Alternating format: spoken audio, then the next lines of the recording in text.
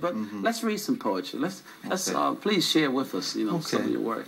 Well, I think I'd like to open this up with mental darkness. Okay, please. Because it kind of expresses me coming into being in what I would say the dark, being in a certain environment, being trapped, and not really being able to see out of it until either someone uttered a word for me to listen to and it brought forth some light.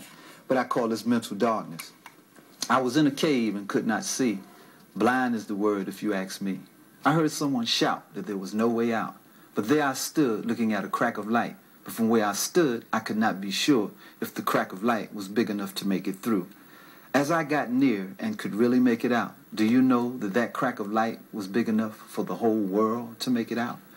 You know, and I wrote this when I was in the service. In 1976, I was either going over to Japan, I think, or even coming back. And as I was passing through the clouds, I started to think of that transformation, you know, of coming out of the dark into the light. And I wrote this down. Probably had a napkin or something. Somebody was sitting next to me. I let one of the fellow Marines, and let him check. He said, "Wow, that's kind of heavy."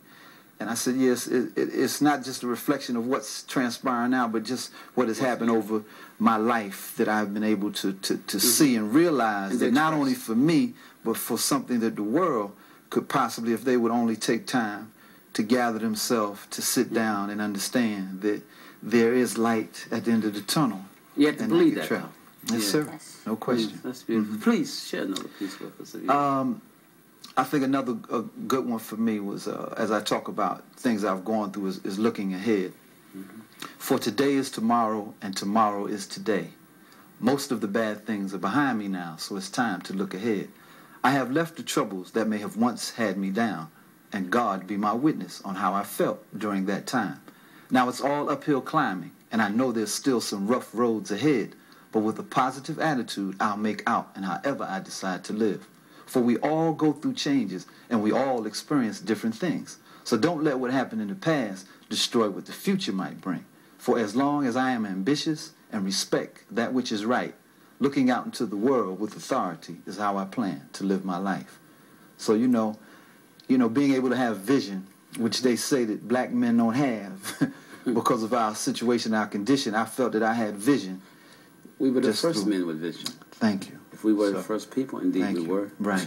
So it gives me a chance to look out of circumstance. We didn't, to me, as I sit back and realize that the wholesome thing I was around being in Harlem, I mean, the brilliant minds. And if it seems like we don't have vision now, that's because our vision and our sense of self has been taken away from us.